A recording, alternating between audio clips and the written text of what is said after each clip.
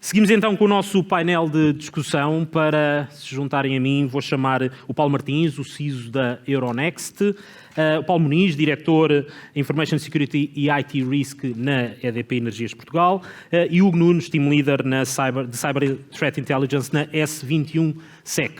Bem-vindos. Bem, estas sessões curtas, de alguma forma, chutam-nos um conjunto de desafios, de oportunidades, de soluções. Este painel também pretende refletir do que fomos ouvindo, mas também falar, como o desafio era falarmos Next Generation, nada resulta melhor do que meter sempre um as a service à frente de qualquer coisa. Portanto, é a primeira dica, a forma de ficar mais sofisticada é qualquer coisa as a service. E como tal, não podíamos deixar de falar de Endpoint Detection and Response as a service. O objetivo da sessão era um pouco também perceber convosco esta visão, a vossa visão local destas soluções que este evento, como podem ver desde manhã, o tema do Detection and Response é o tema do dia, quer seja mais mais X, mais as a service, e começava talvez por ti, Paulo, daquilo que... O Paulo M e os dois, Paulo M. Paulo Martins, naquilo que de alguma forma é a vossa visibilidade, mais no setor financeiro, isto temos de alguma forma também visto transversalmente, é um tema transversal, mas mais especificamente no teu setor, o que é que foram estas últimas alterações que levaram que realmente no terreno estas soluções tenham ganho tanta visibilidade ou tanta importância para as organizações? Obrigado, Bruno, pelo convite. É muito importante ter um EDR por várias razões. Em termos de contexto, ou seja, visibilidade, isto é uma área muito... que quanto mais visibilidade nós temos, mais conseguimos fazer threat analytics, mais conseguimos analisar o risco, mais conseguimos realmente ter processos bons de resposta, contenção e forensicos, que às vezes é uma área que as pessoas esquecem, que é também muito importante ter uma tool para esta área. É também muito importante para as pessoas, para os nossos colaboradores, ter EDRs e tools que sejam capazes de responder inovadoras, ou seja, porque nós temos também de pensar nas pessoas quando estamos a pensar em tecnologia. Porque se eu implemento tecnologia e as pessoas não gostam de usar ou não é possível usar esta tecnologia... Aqui pessoas dizem as equipas. As equipas, mesmo que seja as a service ou que seja equipas internas, é um desafio, ou seja, nós temos de ter ferramentas que realmente possibilitem inovar e recolher informação e que as pessoas se sintam confortáveis em utilizar e que deem realmente a informação essencial. E depois também é importante em termos de contexto, porque um EDR per si é importante e tem muitas funcionalidades, mas também é importante ter todos os pontos de entrada e saída de informação do endpoint. Neste caso, seja um servidor, seja um laptop ou seja um servidor crítico. É preciso conhecermos bem como é que a informação entra e o que é que o EDR tem a fazer, como é que a informação sai, para realmente termos todos os controles ativos, sejam os proxies, sejam os USBs, sejam as entradas e saídas para a internet. E se nós tivermos isto tudo controlado e as pessoas motivadas, aí conseguimos realmente ter recursos mais motivados, conseguimos reter as pessoas, conseguimos ter mais visibilidade de segurança, conseguimos dar mais informação às áreas de risco, às outras áreas. Por isso é todo este ecossistema que nós temos que nos permite realmente tirar toda a vantagem destes endpoints. De certa forma, eu acho que em organizações mais sofisticadas, como é certamente o caso da Euronext, já existe uma visão do ciclo de vida da ameaça. Mas ainda sentes esta quase separação das pessoas estarem mais focadas na proteção do que depois nesta parte da detecção e da resposta? Sim, ainda existe, nós já temos equipas segregadas, ou seja, equipas que estão focadas na proteção, equipas que estão focadas na resposta, na contenção, mitigação, ou seja, já temos segregados, mas sim, ainda vejo em muitas áreas que as pessoas estão muito focadas na proteção e menos na mitigação e na resposta. Mas por isso é que para nós é muito importante os alertas e os falsos positivos. Para mim é um dos maiores riscos é os falsos positivos ou ter uma panóplia de alertas em que as pessoas não conseguem tirar a informação. Por isso é que, se nós conseguimos identificar falsos positivos, quer dizer que a proteção também tem de ser melhorada. Por isso conseguimos melhorar a parte. Sempre que falamos de equipas segregadas, pode ficar assim um bocadinho na sala de cada uma para o seu lado. Certamente não é o caso. O que é que liga, apesar de serem equipas separadas, o que é que as une para que haja a tal visão do ciclo de vida? Em termos de gestão, ou seja, o compromisso da gestão e do governance é essencial. Se nós não tivermos o compromisso da gestão e do governance, as equipas abaixo nunca vão falar. Eu acho que isto é um princípio. Ou a gestão realmente sabe que é importante e que as equipas têm de falar, ou então depois não conseguimos ter os processos. Por isso é que em termos de processos, em termos de tecnologia, nós podemos ter a melhor tecnologia, mas se os processos não têm a parte de governance e não têm o commitment da gestão, as equipas nunca vão falar. E aqui o que é importante na empresa é que a gestão tem todo esse mindset, em que a segurança está em primeiro, mas como está em primeiro também o desenvolvimento do negócio e fazer o enablement dos processos de negócio. Ou seja, passando aqui para o Paulo Muniz, o Paulo acrescenta ainda mais um nível de complexidade, que é juntar também o tema do risco, não é? Ou seja, acaba por haver este tema que está aqui sempre subentendido, mas acho muito importante o Paulo, desde há algum tempo, reforçar até no título, esta questão da importância do risco e do IT risk. Como é que também tens visto esta visão de, muitas vezes, o passado era muito risco e controlo, muito ali da proteção, a entrada em equação deste detect e response, a ligação entre todas estas funções, como é que tens visto isso na EDP? Então, boa tarde a todos, obrigado pelo convite. O Detect and Response, na verdade, nós já temos implementados no nosso Security Operations Center desde 2013, ou seja, basicamente, só que o EDR vai dar um salto nas nossas capacidades de operação e de resposta, aliás. Um salto tão grande que nós vimos obrigados a ter ajuda, portanto, as a service, porque nós temos sempre como filosofia, acho que, portanto, faz parte da nossa forma de ver, que se tivermos uma empresa com as responsabilidades e dimensão e os recursos para isso, devemos ter os recursos internos capazes de dar esta resposta. E, na verdade, temos, até porque nós tivemos a experiência do incidente, não é? E sabemos o que é numa resposta ao incidente, por muito que o fornecedor esteja connosco, e é verdade, mas há sempre um conhecimento das equipas internas que, num caso de uma empresa com uma dimensão e com infraestruturas críticas, que é importante dar esse conhecimento nas equipas. Portanto, eu advogo sempre isso. Agora, há aqui, portanto, a nossa capacidade de detecção e resposta estava limitada às ferramentas da altura, portanto, às ferramentas em 2013, etc. Temos o CIEM, tínhamos os endpoints com uma versão mais, eu diria, minimalista da segurança. Quando veio o EDR, portanto, passámos a ter uma visibilidade, que foi mencionada aqui, por toda a rede, passámos a ter muitos eventos, não é? Passámos a ter falsos positivos também imensos, também esta visibilidade também alimenta a própria análise de risco, não é? Portanto, porque nós sabemos quantas máquinas estão com uma versão não sei das quantas, ou unpatched, ou whatever, mas a parte de detecção é alimentada pelos IOCs, portanto, neste caso o fornecedor, e alimentada também por toda a Threat Intel e a Artificial Intelligence que corre dentro do IDR, acabou por nos dar um manancial de informação que teve que ser afinada. E, portanto, nós temos, efetivamente, um apoio, uma ajuda, portanto, que fomos contratar ao mercado para nos ajudar a fazer esta análise, que é uma análise que fazemos 7 vezes 24. Mas, portanto, ou seja, basicamente já havia uma linha de detecção e resposta que foi com o EDR que teve um salto muito grande e exponencial mesmo. Referiste aí a questão do SOC, mas no universo EDP já existe uma consolidação do SOC com o NOC e do IT com o OT. Portanto, já tem uma visão integrada de todas estas... Certo, existe, portanto, nós temos, portanto, um SOC central, recebe eventos dos choques que podem existir, dependendo depois das subsidiárias, depois tem alguma complexidade, podem existir SOCs, portanto, nas várias geografias ou isso. Até por conformidade, não é? Exatamente, e até por conformidade, muito bem lembrado.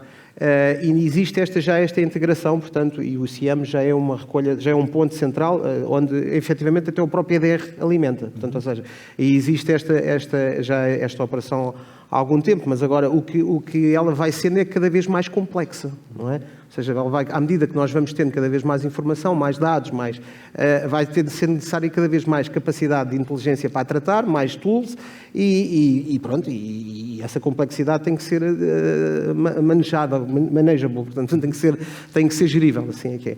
O que é que isto é importante aqui? Eu acho que é acho que é um bom feedback, portanto, de partilha, que é o que me interessa sempre, que é o seguinte: muitas vezes compra-se ferramentas, e isto vê-se muitas vezes, e depois a gente normalmente esquecemos que temos que as operar.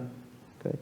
E depois às vezes até esquecemos de coisas, como por exemplo, se não formos nós a operar, se formos nós temos que ter competências, temos que saber reter equipas, como foi aqui muito bem dito pelo Paulo M. Temos que saber quantas pessoas vamos precisar, Mas depois podemos dizer, eu não quero nada disto, eu quero um serviço externo. Se for um serviço externo, temos que o saber trazer para dentro, temos que perceber que não posso entregar isto a um as a service e de repente eu bloqueio uma rede toda e eu fico com processos de negócio parados.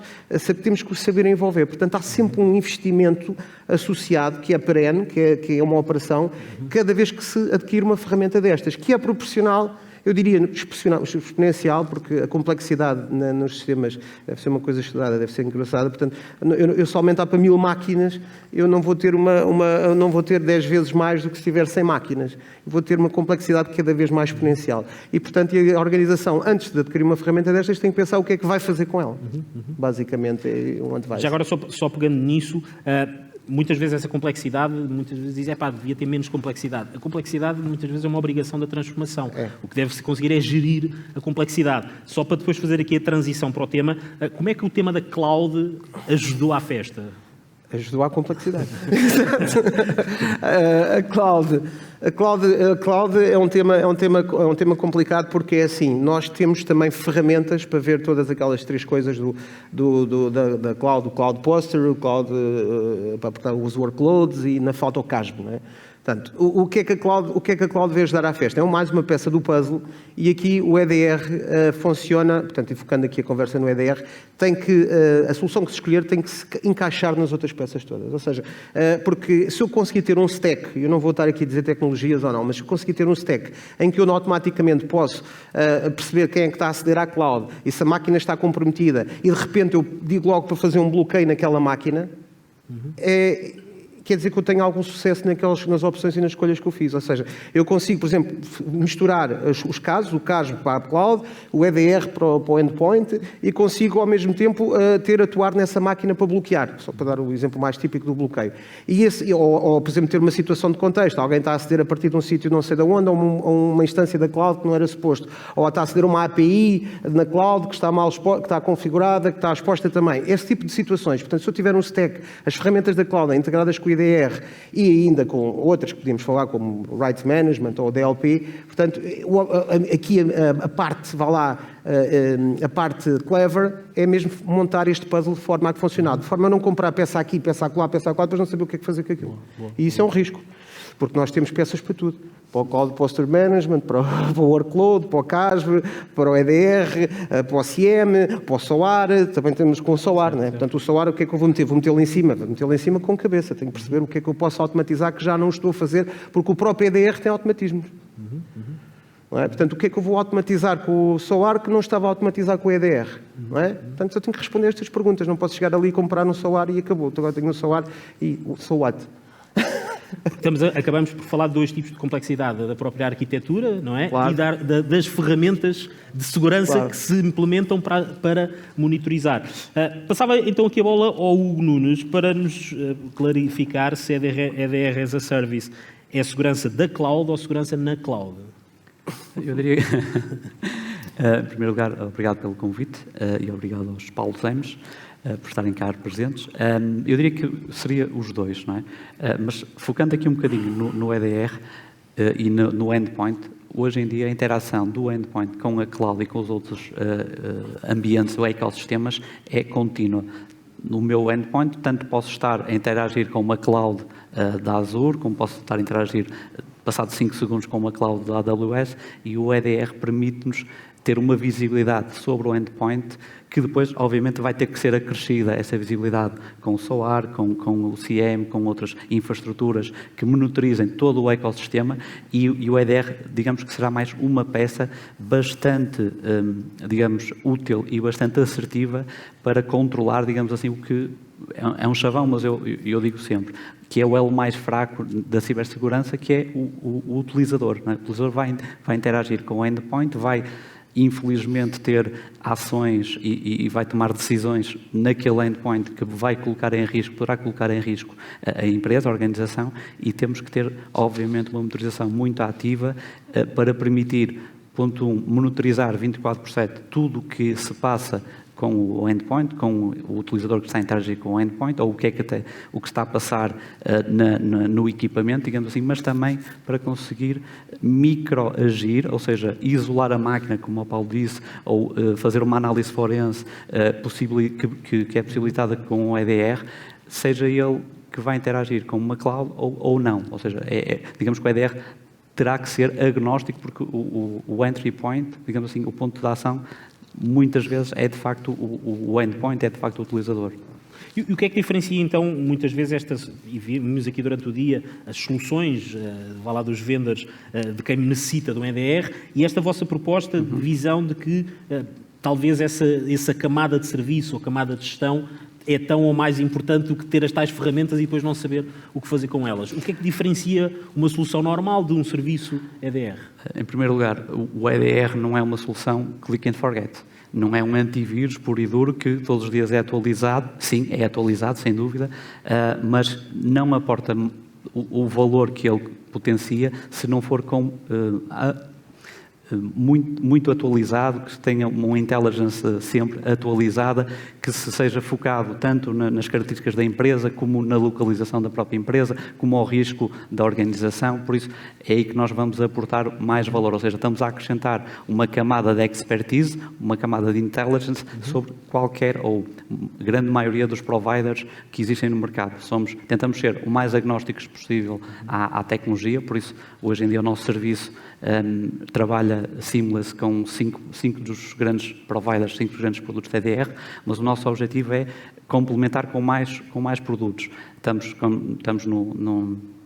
com Microsoft, Palo Alto, FireEye, etc. E queremos sempre evoluir para dar a decisão da melhor solução, porque já o cliente já tem uma interação muito forte com um determinado provider, já consegue ter interligações ou automatizações com outro provider. Tentamos ser o mais agnóstico possível e somar a nossa inteligência, somar a nossa expertise a qualquer uma das soluções que o cliente escolha. O Paulo falava de uma solução que tem muito a ver com a incapacidade ou até das competências para depois lidar com todas as ferramentas. Nesse caso, talvez o serviço seja, junto das soluções do cliente, vocês fazerem esta parte de trabalhar a inteligência que já está a ser gerada.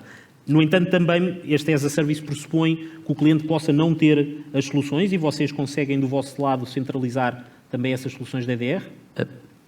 Isso também é possível, não é o que temos vindo a notar no mercado. O cliente, porque já tem um bom background com um determinado fornecedor ou faz uma escolha de seguir um caminho com outro fornecedor, vai-nos pedir mais conselho em termos desse upper intelligence que vamos aportar, mas sim, também conseguimos vender o licenciamento, o pacote, a instalação, a manutenção. É mais conveniente o SOC as a service. Exatamente, exatamente. Okay. Boa. Paulo Martins, quando escolheram estas soluções ou quando olham para estas soluções, nós vimos aqui durante o dia muitas visões e muitas camadas. Eu destas sessões lembro-me sempre da malfadada do modelo OSI, não é? Portanto, umas falam mais acima, mais abaixo, fala-se muito da layer acima, 8, não é? Também durante o dia. Mas quando vocês escolhem estas soluções, e vimos aqui diferentes abordagens, o que é que vocês valorizam mais ou o que é que vocês olham mais quando escolhem a solução e depois a arquitetura de gestão ou de serviço em cima das soluções? Primeiro olhamos para a capacidade em si da solução. Quando eu digo as capacidades, nós não podemos olhar para um EDR sem olhar para o contexto onde está o EDR. Ou seja, para o EDR funcionar bem, nós temos de saber bem qual é o sistema operativo onde nós vamos colocar o EDR. No sistema operativo, saber se o sistema operativo está configurado ou não bem, ou seja, de um ponto de vista de segurança. Eu nunca iria pôr um EDR sem ter alguém especialista e que conseguisse fazer um hardening bom ao sistema operativo, porque senão então irei estar aqui, uma vez mais, a poluir, entre aspas, o EDR e não ia estar a ter aqui uma boa eficácia ou eficiência do EDR. Ou seja, é muito importante esta parte do sistema operativo.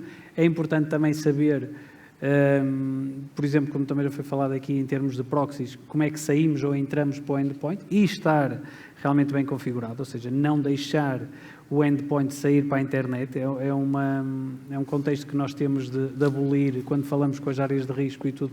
Temos de dizer que deixamos sair, mas por whitelist, ou seja, não é para a internet. Nós controlamos realmente quais são os sites e controlamos quais é que são as páginas e quais é que são os destinos da informação, porque se o utilizador ou se o endpoint for para sites que sejam malware e que realmente tenham comportamentos anómalos, o EDR vai funcionar, mas já devia funcionar, ou seja, o que nos falta é a montante ter controles mais eficientes, para que o EDR não esteja a fazer serviço por outras tecnologias, e está a fazer serviço de outras tecnologias que nós devíamos lá ter. Por isso é muito importante fazer o hardening dos sistemas operativos e contextualizar quais são os sistemas operativos onde nós vamos instalar o EDR.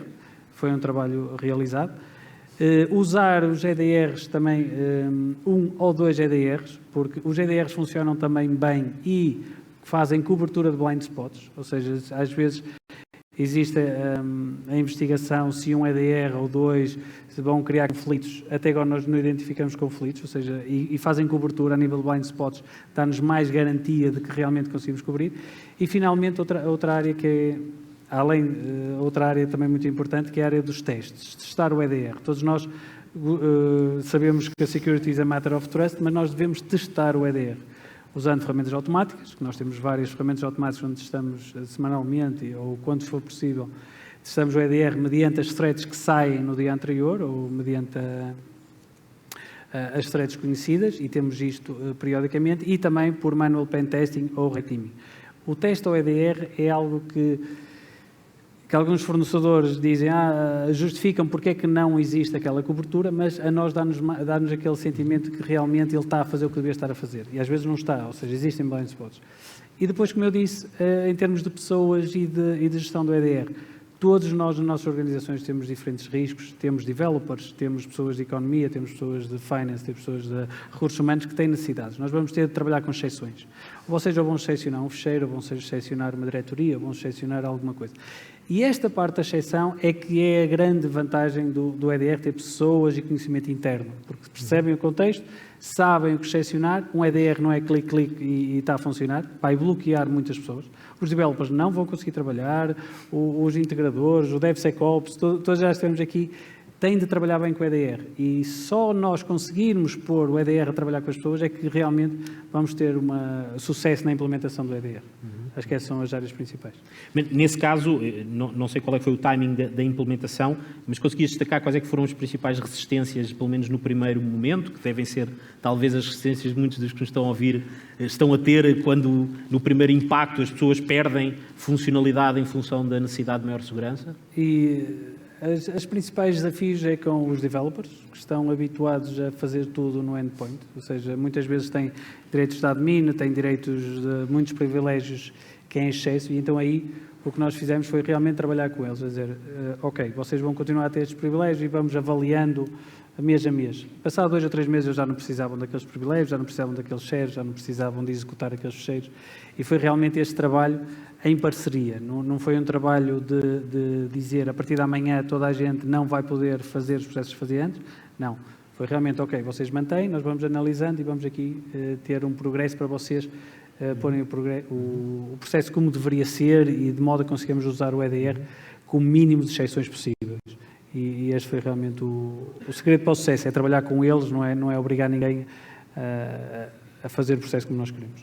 Mas houve uma necessidade então de adaptar os processos da organização e até as pessoas à tecnologia neste caso. Portanto, a tecnologia é revista como a base sólida da segurança, portanto, não é a tecnologia que se adapta ao processo, é o processo mais que tem que se adaptar à tecnologia.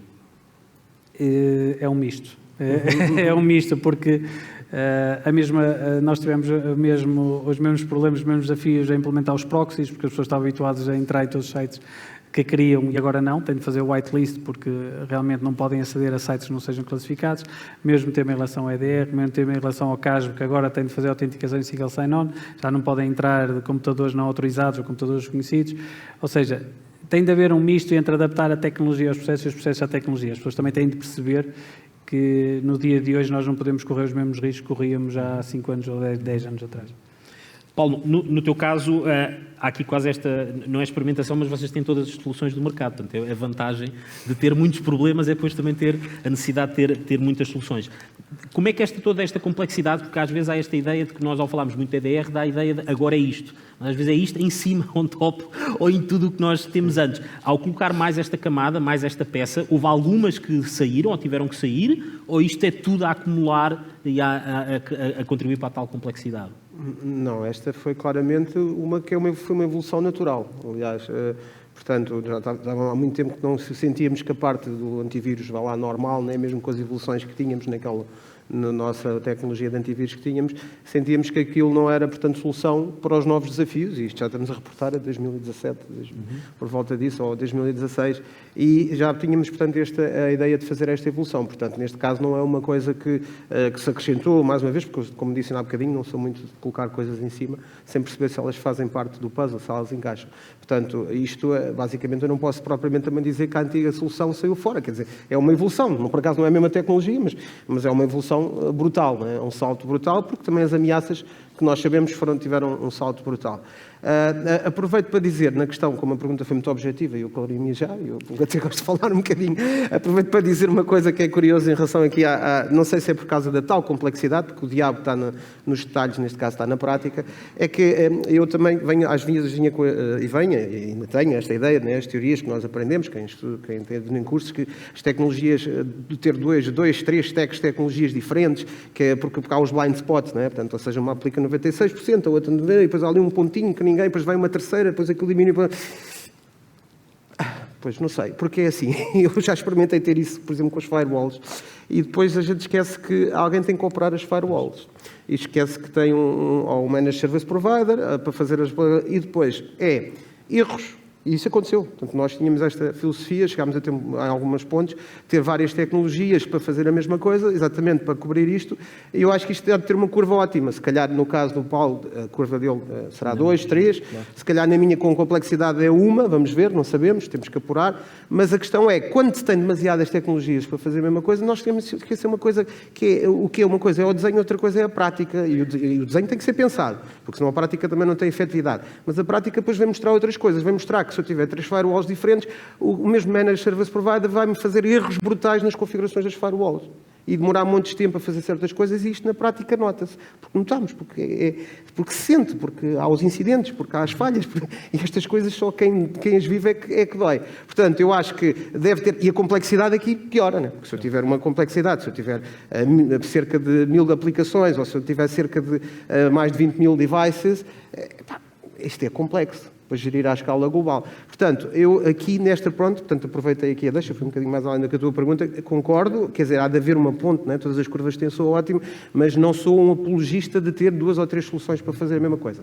Portanto, voltando back to the question, portanto, a primeira que estavas a fazer, portanto, ou seja, aqui o EDR foi uma evolução normal, não posso dizer que é uma coisa nova que surgiu, já os Cloud Posture Management, o Cloud Workload Security e o CASV, esses vieram on top.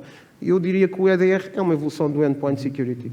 E hoje fala-se muito, se calhar isso estavas a falar, que ao optar por várias soluções tem que haver sempre uma pelo menos de orquestração, não é? E tem que haver uma de orquestração, sim, exatamente. E hoje achas que estão disponíveis soluções que consigam...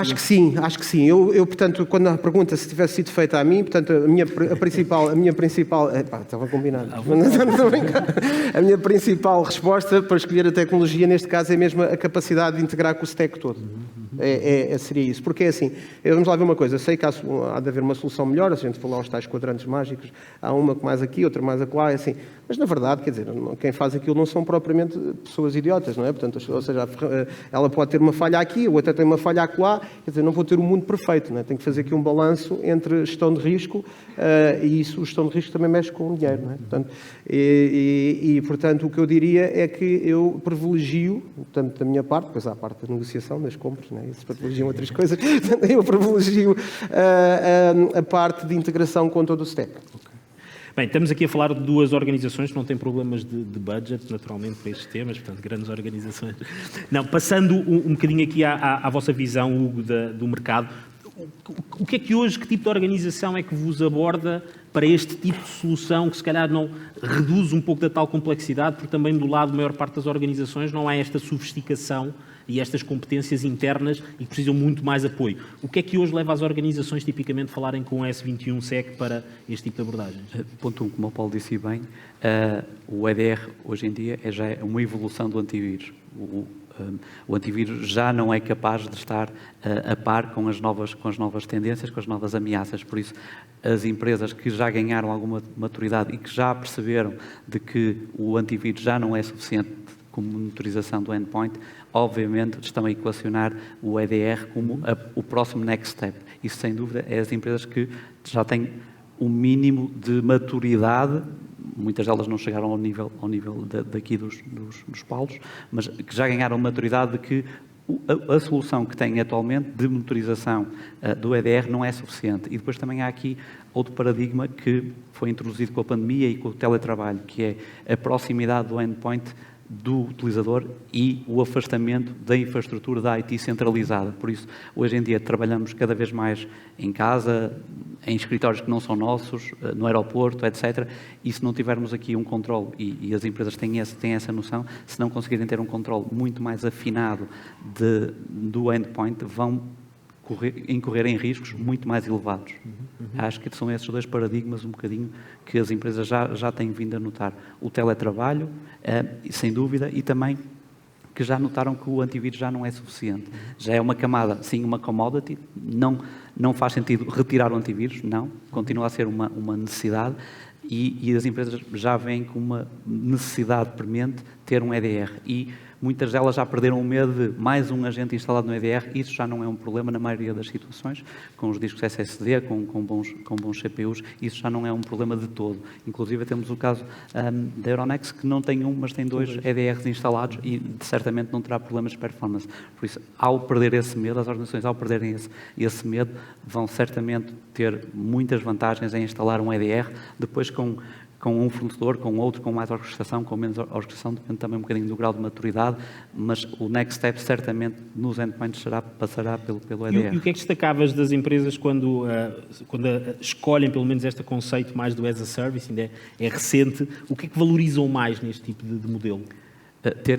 Ter um acréscimo de cyber intelligence, de analistas especializados. Se forem fazer as contas, na maioria dos casos, na maioria das organizações, aportar mais valor sobre a solução de EDR vai ser muito custoso. Por isso, se servir-nos de uma empresa especialista de cyber intelligence, de analistas especializados, que tem uma bagagem ibérica muito grande, já passou, felizmente ou infelizmente, por muitos desafios, por muitos incidentes graves, já recolheu muita prova, já recolheu muitos IOCs, e adicionar essa camada de expertise aos EDRs será sempre uma mais-valia para os nossos clientes. Nós, quando falamos do as a service, associamos muitas vezes à cloud e associamos esta ideia quase de democratização do acesso a estas competências. Estes modelos as a service também estão ao nível, ou podem ser acedidos por qualquer tipo de organização, de qualquer dimensão, ou há um determinado patamar da tal complexidade ou sofisticação? Obviamente que o custo-benefício, quanto maior for a organização, o custo-benefício é maior. Mas podemos falar, em casos concretos, que temos pequenos clientes com 100 endpoints, com o serviço EDR as a service nosso. Por isso, não diria que seja um bloqueador, digamos assim, acrescentar este add-on de serviço especializado a um serviço, a um EDR que o cliente já tem.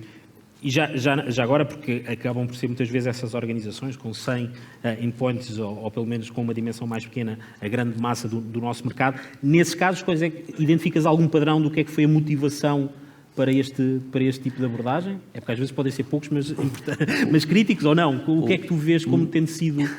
Infelizmente, algum padrão existe depois pós-ataque, ou seja, as organizações depois de serem atacadas vão refletir e vão ir ao mercado, perceber como é que conseguiram entrar, como é que eles obtiveram a informação, etc. E vão ver, e falamos por experiência própria, infelizmente, que uma grande maioria dos ataques bem-sucedidos a organizações, e maioritariamente ransomware, infelizmente, advém do endpoint, advém do utilizador ter cometido algum erro no seu equipamento, ter sido desleixado, navegado num site que não devia ter navegado, clicado em algo que não devia ter clicado no endpoint.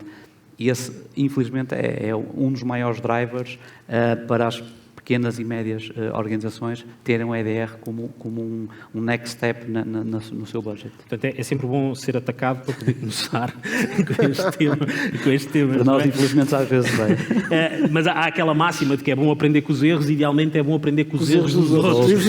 Paulo Martins, algum erro que gostasses de partilhar para que possamos aprender com os erros dos outros? Não em particular, mais desafios do que erros. Acho que a nível de desafio e trabalho com as outras equipas, ou seja, isto é tudo pessoas, é realmente fazer muitos modelos que aqui falamos, ou trabalhar com as equipas de arquitetura, muito proximamente, porque antigamente tínhamos o conceito da segregação de redes, da microsegmentação e de todas as segregação possível, mais alguma, e nós agora temos EDRs na cloud, ou seja, nós podemos segregar tudo, mas depois o endpoint tem de comunicar com a cloud do EDR. Não é comunicar com a internet, tem de comunicar com a cloud do EDR. Isto é um desafio para as equipas de redes combater ou desenhar propriamente as soluções de arquitetura em que conseguimos ter roteamentos e ter estes desafios. Por definição, estas soluções não podem estar on-premise, não é? Pois. Ou seja, senão o nível de atualização é relativamente Exatamente, baixo. ou seja, ter uma solução destas on-prem com a complexidade, número de data centers e complexidade, número de onde estão os endpoints, que hoje em dia é em qualquer sítio, não fazeria sentido. Temos a mobilidade, temos as pessoas todas em casa, nós agora não fazia sentido ter um EDR on-prem, mas ter um EDR na cloud, também temos de ter a certeza que realmente a comunicação do endpoint para sistemas críticos, principalmente críticos, ou sistemas que requerem aqui um nível de proteção elevado, o roteamento é um desafio, por isso é que eu estava a dizer, não é o erro, mas é como é que fazemos o roteamento, neste caso os EDRs, de uma maneira segura. E principalmente é este. Depois também como é que cobrimos todos os endpoints na cloud, temos várias contas, tudo virtualizado, centenas de contas, e como é que um endpoint na cloud, um servidor na cloud consegue comunicar também com a cloud do EDR, porque os data centers já não são todos on-prem, já não são só pessoas, o endpoint pode ser qualquer coisa. E estes desafios das novas clouds, como é que nós conseguimos comunicar, como é que conseguimos responder a estes endpoints, são todos desafios que as pessoas ao montar e ao fazer o setup de EDRs têm de pensar, porque senão depois vão tentar meter num servidor, mas não tenho ligação, não tenho internet, não tenho roteamento, não tenho... Ou seja, vão acontecer alguns desafios que têm de ser trabalhado com todas as equipas de arquitetura, de sistemas, de base de dados, de redes, que existem na empresa. Falavas de um tema que é o facto de muitas vezes o endpoint ser associado, sobretudo numa empresa de serviços, talvez ao ser humano, portanto acaba por ser o assumir o endpoint.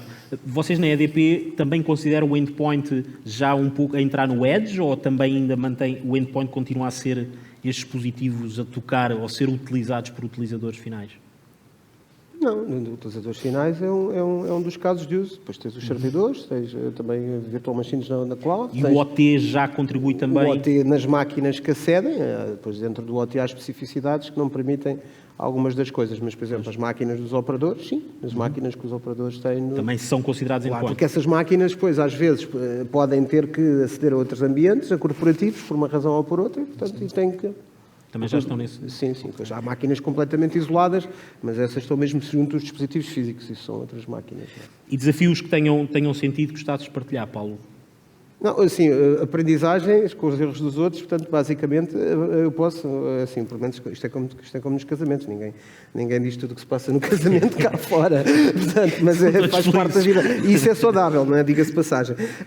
Portanto, mas há algumas coisas que obviamente se pode partilhar, que é, obviamente, por exemplo, só dar aqui um exemplo, a instalação de EDRs teve um jump-up com um incidente. Porquê? Porque é sempre difícil parar uma máquina para não sei o quê, porque o negócio não pode parar, porque as questões não podem parar. Portanto, não só o nosso, como todo o envolvente à volta, criou um sentido de urgência neste tipo de coisas, que, portanto, se as outras pessoas não tiverem que esperar, bem, podem esperar pelos erros dos outros nas mesmas, mas até que haja um erro que os convença dos outros, se tiver que esperar pelo seu... E isto não é propriamente um erro, é o que é, não é? Portanto, ou seja, é não conseguir, eu não ter a capacidade de convencer a dizer, não, isto tem que parar, ou não tinha antes, não é?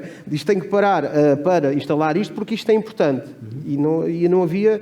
a ideia de quem tinha que baixar o serviço ou atualizar o sistema ou não sei o quê para instalar, a ideia de que isso era importante. Porquê é que isso é importante? Importante é eu ter o business running. E porquê é que eu vou ter que parar esse fim de semana? Ou porquê é que eu vou ter que parar este tipo de coisas? Eu acho que é uma coisa, que é uma aprendizagem. Quer dizer, e hoje em dia, os que ainda não sofreram, quer dizer, toda a gente sofreu, não é? Mas obviamente aqueles que ainda não sentiram, não têm a tatuagem, não é? Portanto, podem aproveitar toda a envolvente, não é? Com os tais erros dos outros que tu mencionavas e bem, podem aproveitar toda a envolvente para fazer criar um sentido de urgência, não é? Também de causa e também estas as loucuras, não é? Levadas em excesso também. Às vezes entra-se numa histeria um bocado complicada. Mas podem criar este sentido de urgência junto dos negócios, porque, olha, aconteceu ali, olha, eu ouvi ali que devemos ter isto instalado, porque é que isto ainda vai estar há um ano e porque é que ainda não consegui baixar isto? É assim tão importante isto não poder parar uma semana. Este tipo de experiência eu posso partilhar sem problema. Se calhar eu aproveitava, porque sei que também tens um nível de sofisticação na comunicação, que foi sempre uma forma também tu conseguires comunicar estes temas. Também não se chega, se calhar, facilmente a um Conselho de Administração e falar EDR, não é? Não. Ou seja, que KPI é que tu usarias Os KPIs, para comunicar para cima, não sendo pelo EDR, mas pelos outcomes, Os KPIs eu vou também, como faço noutras apresentações, portanto também, apesar de não ser o ponto, eu, sinceramente, o KPI que eu tenho mais sucesso a comunicar para cima são mesmo os ratings. O número de vezes... São ratings. E agora eu vou dizer, mas porquê que o rating, para atingir este valor, olha, preciso de um endpoint e preciso de um cloud e não sei o que mais. É mais os ratings, esse tipo de coisas. Vou dizer o quê? Mean time to respond to an incident. Mas ainda assim o rating... Depois, até porque depois há coisas que são perniciosas nestes indicadores. Porque se eu colocar como um indicador, imaginemos, de uma empresa de topo, isto e dizer um tempo para corrigir uma vulnerabilidade, portanto, ninguém aqui vai me dizer que corrige vulnerabilidades em 2 dias. Quer dizer, porque se eu vou dizer, não trabalha no mundo real, ou 3 ou 4, pode acontecer, porque se naquele dia houve um patch no dia a seguir, mas isso é fizer um mean time, então e como é que se apresentam? Olha, tenho aqui umas vulnerabilidades, quanto é que isto demora?